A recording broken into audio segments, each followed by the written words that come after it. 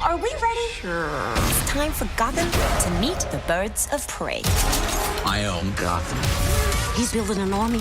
Unless we all want to die, We're gonna have to work together. Hi, boys. I thought she was just a pretty face. Nothing gets a guy's attention like violence. Yes. Toss that for me, will you? Hello and welcome to this What Do You Want to Watch spoiler discussion of Birds of Prey, the new movie from DC Comics, starring Margot Robbie, Rosie Perez, Joni Smollett-Bell, Mary Elizabeth Winstead, Chris Messina, Ali Wong, Ella J. Basco, and Ewan McGregor, directed by Kathy Yan. Again, this is a spoiler discussion. If you haven't watched Birds of Prey, we have a review discussion up on youtube.com/Explosion Network. You can get our spoiler-free thoughts there. Then, watch the movie, come back, listen to this. I'm your host, Ashley Hobley. Joining me, Dylan Blight. Dylan, hello. What'd you think of Birds of Prey? Really liked it. Thought it was really good. Highly surprised me. What a shock this was to kick off my February. Yeah. It was a bit surprising, I guess, especially on the back of, Suicide Squad, which is the direct comparison point to it. Obviously, Harley Quinn is the character that followed across. This is a massive Harley Quinn movie. We should have guessed it from all the trailers and everything, that it was just going to be solely focused on her, but she's very much the A-plot of this film. If you didn't know, she's obviously narrates the film, which I find is a fun... She's like a... what's the words? Unreliable narrator? Unreliable narrator, yes. Yeah. So that makes things fun, and I guess she jumps around all over the place. I like the start of the film where they open with like the animated history of her and the Joker, and then her and the Joker broke up. Yeah. You know? And I guess it's very realistic where the main plot of the film is Harley Quinn has got to target her back now because she's not getting projected by the Joker anymore. Which I thought was an interesting touch. Well, it's like that. I mean, that could have been the movie, but it obviously wouldn't have been able to There's more. Yeah, it's like if you just leave the movie as people chasing her and Harley's on the run, it doesn't allow them to get the rest of the Birds of Prey team together and get them all on a certain path, you know? Yeah. But yeah, how do you feel about Harley overall in this film? I feel like, obviously you had huge problems with her in Suicide Squad. Why did you love her in this? She's just more fun. I feel like she's just more fun. She gets more time to be Harley, which I guess if you hate, like if Harley as a character annoys you, then you're just never going to like these films because they're being somewhat comic/anime series like she's annoying, right? But that's her character. She's meant to be annoying in character. That's the kind of the thing. So there's a level of annoyance to her, but then it's, I guess the secret sauce to making Harley Quinn work in a movie is like pushing the annoying part, but then kind of making it endearing to, in some sort of way, but also not having her come off too like a much of a dumb idiot, which like you very easily could. Like, of course, the original animated series, like Harley was always this kind of like ditzy person or whatever else, and then when they rebooted and gave her own comic series, which I feel like this heavily pulls from, and she moves out into her own place, which is what she's happening here. She gets like a pet hyena and stuff, which they do in this movie as well. She has lots of crazy things, and she goes on adventures with people in her neighborhood and whatever. That's pretty much the comic. Like, this obviously pulls heavily from that. And in that comic book, they did a similar sort of storyline where it's like, well, who is Harley Quinn? You know, without the Joker. That's what that comic book tried to answer, explore. And I guess one negative thing you could say for this movie is it never really answers that question, but it's more about her trying to answer that question, I guess. Like, a lot of the movie is her being like, who am I? Yeah, like, who am I without Mr. J? And I feel like by the time you get to the end of the movie, there's not like I couldn't give you like say what the answer to that is, but I feel like she's on the road to discovering it, you know? Yeah. That's an interesting point of view. I think she obviously gets more time to shine. Obviously in Suicide Squad, she was one of however many people. And the tone in that movie was just all over the place. But I think she gets a lot to do in this. Obviously, gets a lot to do in the movie. She has some really good action sequences. I think, particularly the one where she's raiding the police station. Yeah, that with paint guns, or I don't know what it was a combination confetti of guns, paint guns, confetti guns, and then several of the shots were just sandbags straight to people's faces, which would hurt like shit. Yeah, it would. Yeah, it would. Yeah, do serious also, blunt force trauma. When she gets into that final room, it like sets off the sprinklers. It's like classic action movie thing where it's like there's not really a reason for that to happen other than the action directors and people were like, you know what would be cool? Like we get some water down, we can slide across the ground and like slow mo some shit. Like to be fair, it was cool. It does work. It was a cool action scene. So John Woo directing school of action movies. Slow motion, she does a bunch of those like split kicks. Yep. That kind of stuff. Yeah. So she uses a lot of weapons like bats and stuff. So I appreciate that. I did mention in our review there is one sequence that I think stuck out from the film that didn't fit, and that's the scene where she's getting beaten up by the Black Mask, and she has like a song. So she sings "Diamonds Are Your Best Friend," like in like a dream sequence thing, and I just felt like that didn't work at all. I feel like that was supposed to represent her kind of falling into like her brain, like kind of falling into thinking it was going to be like a sort of similar relationship to her and the Joker somewhat, I guess. Like, so she's like dancing around and there's gun shooting and like he looks all happy with her in that dream state as he's punching her and stuff. And then also you got to wonder like if what triggered her brain to do that is her getting punched. It's like, okay, what did the Joker put her through constantly? Like was the joke like that's how I read it anyway. I don't really know if there's like obviously when you watch the movie I don't feel like there's a literal explanation because it is a dream sequence, but I took it as her being punched like sort of triggered this fantasy reaction thing because that's what she's used to putting up with, I guess, from the Joker, like being beaten upon but then also being the sidekick character or whatever. That's what I took. But no, well, we might as well talk about Ewan McGregor as Black Mask because he is amazing here, completely different to anything I think we've seen from Ewan McGregor before. Super narcissistic and very full of himself, I guess, and very possessive of stuff that isn't even his, I guess, to a certain degree. He was like a delight to watch on screen constantly every time he showed up.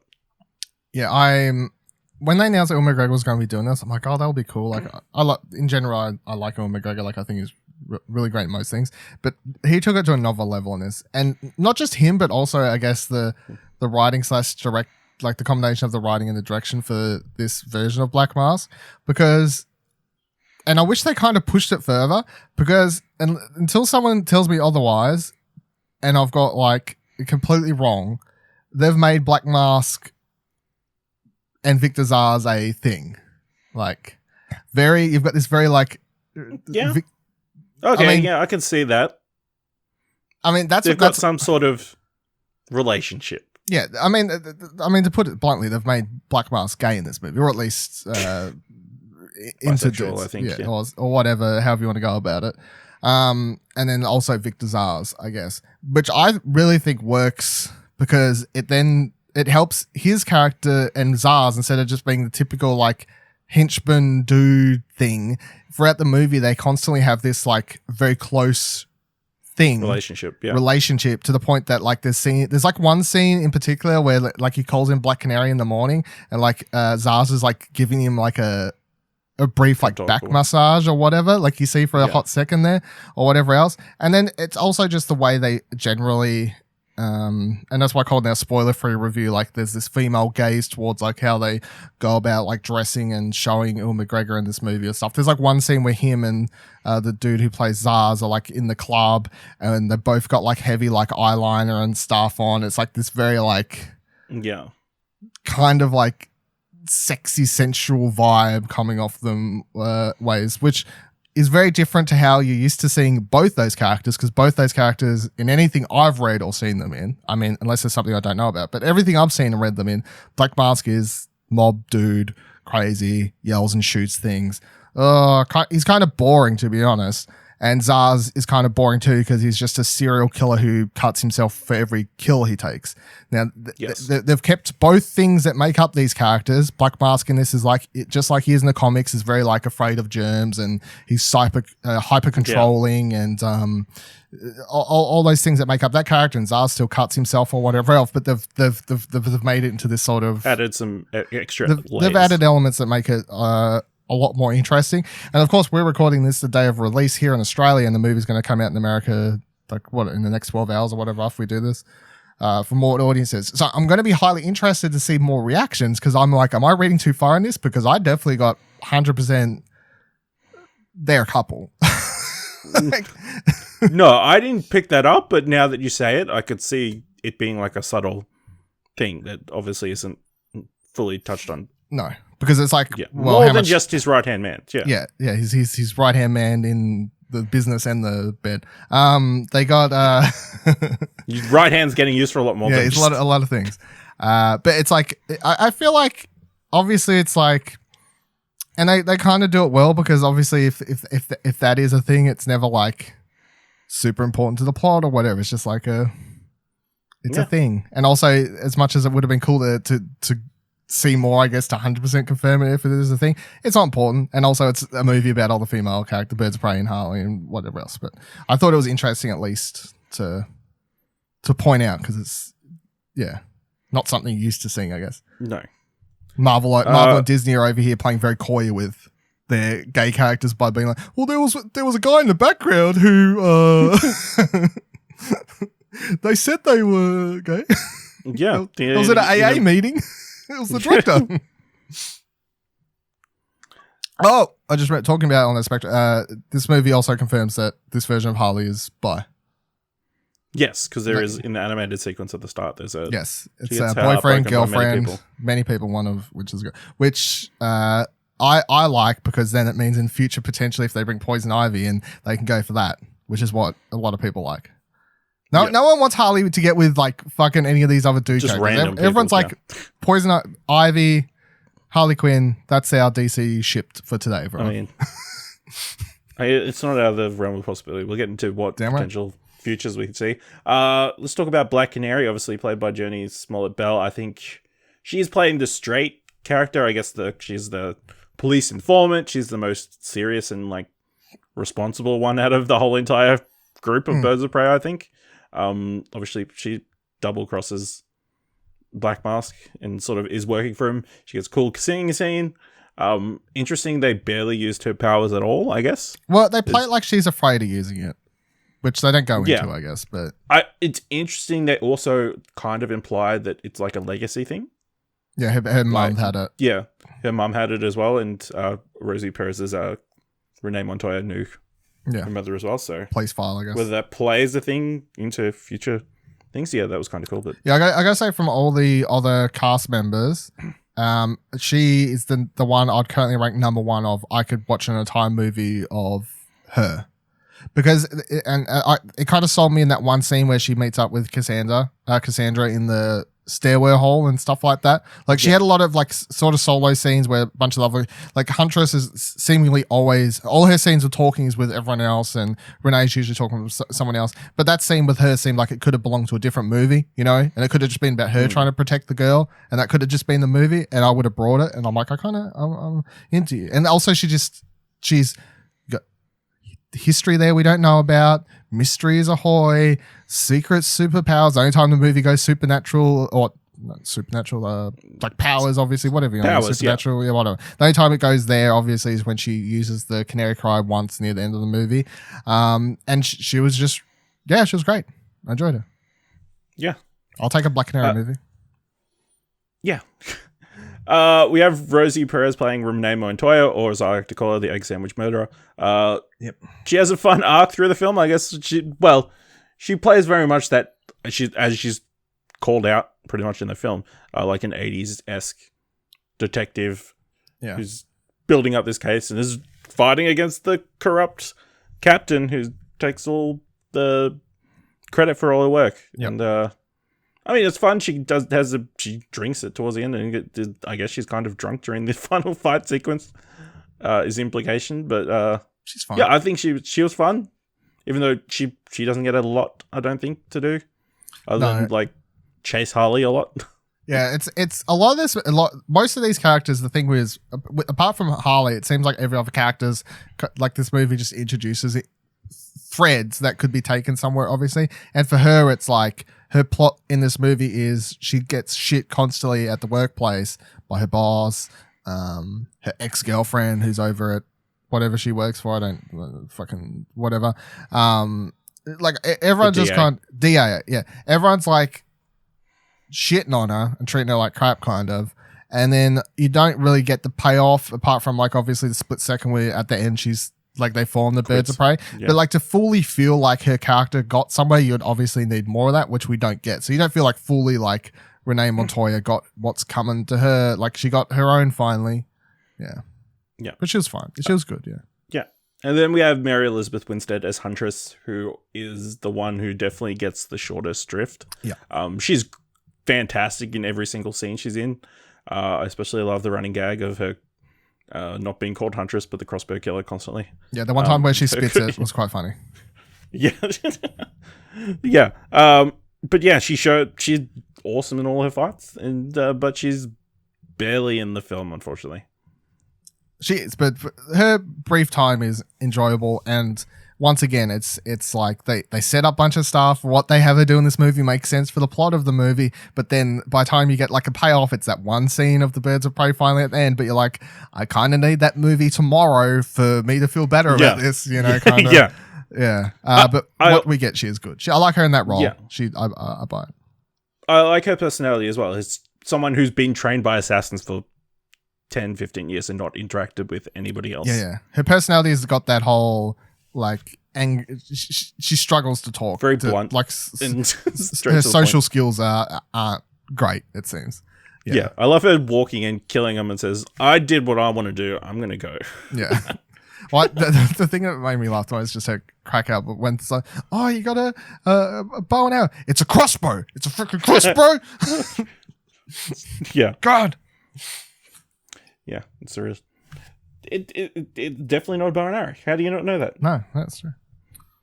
And then we have Cassandra Cain, played by Ella J. Basco, who is kind of the central point, I guess, of the movie. Is kind of like the MacGuffin, I guess, because she swallows the Bertinelli diamond, which calls back to the Bertinellis, because Huntress's family was murdered by a bunch of mob bosses who are working for Sionis.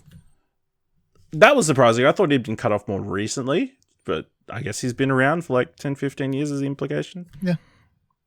But yeah. I thought she was fine. It was very different to the Cassandra Cain of the comics, but she's fun. She had good chemistry with Margot Robbie's Harley, and like it's a fun... It makes sense that a kid would be a good person to bounce off Harley. Yeah. They couldn't team her up with someone. I mean, you could team her up for another movie with... I mean, the only other one that would really work is like you couldn't team her up with Huntress. I can't see that. Couldn't team her up with Montoya. Couldn't see that. So you could team her up with Dinah, but like obviously they're trying to set up a solo Birds of Prey movie, and then a Harley Quinn movie would be Harley plus Cassandra, which you buy. By the end of the movie, you're kind of like, yes, I would watch that Birds of Prey movie, and also yes, I would watch this solo Harley Quinn movie. But also again, Cassandra Cain, like every other character. By the time you get to the end of the movie and her character's like, because a lot of the movie is just her running and talking, and you get brief glimpses of understanding her character by being like, yeah, her family's shit, her fucking like you literally hear her dad or whatever adopted parents like yell out that trying to get rid of her and stuff. So her life sucks. You can understand why she's trying to like steal stuff and make her own, obviously. And then by the end of the movie, she's got this like maternal figure of Harley Quinn, which probably isn't the best, but when you're putting up with compared to what she had, surely it's an upgrade. Like it's like it's not your typical parent figure, but we got Harley Quinn and Cassandra, and that's a movie I'd buy, because I guess that would remind people a lot more of Deadpool. I feel like if that's the Harley Quinn movie, is those two on a road trip or something, that will remind more people, I think, of like Deadpool plus the kid in number 2, because it would just be all that, you know? Yes, it would. How do you feel about the final action sequence, like the full? Obviously, we have them all coming together against a common enemy, which is convenient, I guess, to a certain extent. They're all up against Black Mask and his goons, and then they have that big fight in the booby trap, I guess it was called, like a fun house. I feel like it was just Joker's a hideout. lot. Yeah. It is. It's definitely the worst fight of the movie, but I'm not trying to say I didn't enjoy it. But No. it is just too. It's just too hectic. But I don't know how you don't make it as hectic as it is. So it's. I don't know how bad I can like mark it down, because I'm like, what do you do here? Like, if they want to shoot it like a big close. There's not much room there, so you got a bunch of them on screen at once. The only other way to make the fight work would be to like have it set in a big area and they kind of break off, and then you could like focus on smaller fights, one by one kind of. But they've got a lot. But then you want those team up moments. Yeah, you want the team up moments because it's supposed to be a team up. But then and it's like got weird shapes and different props and that kind of thing. But then the alternative is you just fighting some back alley. Boring thing. So boring. You've seen a bunch of times. Warehouse that you've seen a bunch of times. Yeah, I mean, I enjoyed it. And it's like, considering this movie has a lot of fights, it's not like wholly disappointing, especially when that isn't even the last action sequence. You know? No. Like, we got the car chase after, so. You got the car chase, which calls back to the roller derby thing from earlier in the film. Yeah. I thought it was cool that she was wearing roller skates the entire... But my favorite thing is when she comes out and then Dinah's like, when did she have time to change her shoes? It's like, because you know the audience is thinking it, but instead of just like leaving it be, they're like, she'll mention it, everyone buys into the joke, it's fine, don't need an explanation. It's fine, yeah. No. They're just building up so in the future she can just pull out random things at different times. It's fine. Yeah. And then obviously they end up at the pier, which the way they shot it made it me think it was more relevant than it actually was. Like they pan out really... Yeah, they did. Founders Pier. I think they were just trying to show like it's a big misty place where he's disappeared into. Yeah, I guess. Yeah, I think. Then, he gets blown up. Yeah, that was That's great. how the movie. That was great. After a big hero by Mobic by Harley, and she shoots a statue by accident. She tried. He gets blown up like gruesomely. It's pretty. Yeah. If someone slows that down, I'm sure you could see his bits go everywhere. Because in the split second, I see like half his body going one direction, a bunch of blood going. I mean, a bunch of entrails going. Yeah. In general, this movie is quite violent, so it wasn't like unexpected. There was a lot of blood and visceral action in this. A lot of broken legs. Yeah, a lot of broken reds, especially that one dude where she breaks both his legs. I felt that. Yeah, I'm like, oh, that's pretty gruesome. That was brutal. Yeah. I wouldn't say it's definitely not like Deadpool level of like ridiculous violence, but like it's kind of realistic considering the kind of characters there in the movie. Like nothing seems overtly silly, but it like when she hits people, it's certainly you're like, oh, that probably hurt. And that the final scene where Sionus blows up, I'm like, okay, I guess no Black Mask coming back. There's no sequel. They could have added a part where you had a shark just jump out and grab him, and then they could have made that into Killer Croc later or some shit. Teased it. Being like, what was that shark? No, it was Killer Croc. Was there a shark? No. Yeah. Killer Croc. Sharkman or whatever it's called. Oh, yeah, or him. Yeah. What are that things called? Sharkman? Don't know. Shark thing? Yeah. That creature. Yeah, so they pretty much set up a future standalone Birds of Prey movie, which I guess is interesting because it would be a completely different tonally to this, you would imagine, if Harley Quinn isn't involved, and I can't imagine she would be involved in a Birds of Prey 2. Well, the rumor years ago, when they, like, by years ago, I mean, like, after Suicide Squad, when Margot Robbie was announced to be, like, producing a bunch of spin-offs or whatever for Harley and all this sort of stuff. The rumor at the time, which I thought was silly, but now it's kind of making more sense, is that they were going to do a Birds of Prey movie, which turned out to be true. Then they were going to do a Gotham City Sirens movie, and then they were going to do a Gotham City Sirens and like verse Birds of Prey or some shit. So I mean, it's not the craziest notion at the moment. Not. At the time, I was like, this seems silly, but now it doesn't seem that silly. No. Because you could do a Birds of Prey solo movie, which I would watch, because I feel like, I feel like that's also like backdoor Batgirl potentially, but then it's like, who are the Gotham City Sirens? That's where it becomes like questionable, like who the team is, I guess. I mean, I guess it depends on the Batman, and Is that set in the same universe as this? Are you going to bring in Zoe Kravitz as Catwoman to be in the Gotham City Sirens? Yeah. Because I'm sure people would love that. And then just find a Poison Ivy. Yeah. And let them have an adventure. But yeah, Birds of Prey, I would love Oracle to be in the next film, and maybe the Calculator to be the guy that is behind the scenes. I want Batgirl. You want fucking Oracle. Come on. Wow, why are you against diversity? Well, you want another normally abled person running around in a batsuit. Like we haven't got redhead as well. Like we haven't got enough of those. Because I prefer Batgirl. I want Batgirl. I prefer the fucking Oracle. Come on now. No. It means once Oracle's in it, I can't get Batgirl. Done. I mean, it happened in the comics. They fixed her. I mean, I fully expect Barbara Gordon to show up in some form or another in Birds of Prey sequel. Yeah, and I gotta be honest, as a I like Batgirl quite a lot, and I would have been afraid of a Batgirl movie, but if they can get under this style and general direction, I could see Batgirl fitting in and being fun, especially because I feel like they could bounce in my favorite version of Batgirl, which is the one Burnside. Yeah, Burnside one. I feel like Burnside Batgirl, maybe not the exact costume and whatever else, but similar and that sort of tone, younger Batgirl. Tell me that doesn't just fit with this, you know? I feel like that melds quite well. General thing. So that's what I want. And yeah, it's Birds of Prey movie. If that has Batgirl in it, cool. That's a movie that could come. And then also at the same time, they could be working on the next Harley Quinn movie, which could be this road trip. We know thing. she is going to be in the Suicide Squad next. 2, whatever. So. Yeah, fuck that shit. I don't care. Maybe I do. James Gunn, I guess. I'm undecided. Yeah. I'm undecided. I'm undecided until the trailer comes out. Yeah, I'm currently undecided. But it's what happens then? It's they're Suicide Squad 2. What, we're going to have fucking Cassandra Cain in that, or are they just going to forget they took off together? She gets kidnapped and she's maybe. So the problem with doing this is suddenly I care about this storyline they're on now, and then they're going to drag her out of this storyline to put it back in Suicide Squad, and I'm I don't even fucking care. Go back to the road trip thing or whatever, being the team up those two characters. That's what I'm into. You know what I mean? They're working on these movies at the same time, I guess, so it's hard to do. But I'm I don't fucking care about Suicide Squad anymore. I want more just solo shit. Get out of here with this Suicide Squad crap.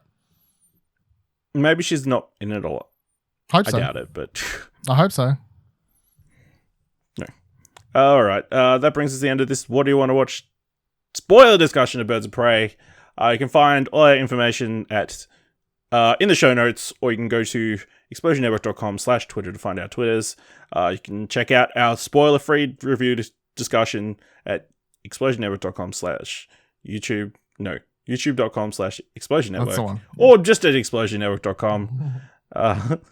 Thank you very much for listening, and until next time, keep watching stuff, I guess.